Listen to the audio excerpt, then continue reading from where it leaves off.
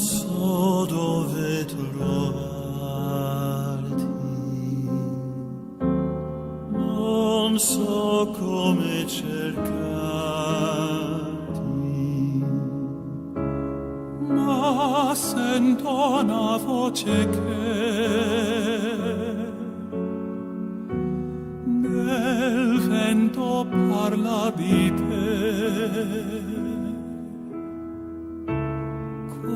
Quest'anima senza cuore aspetta te adagio.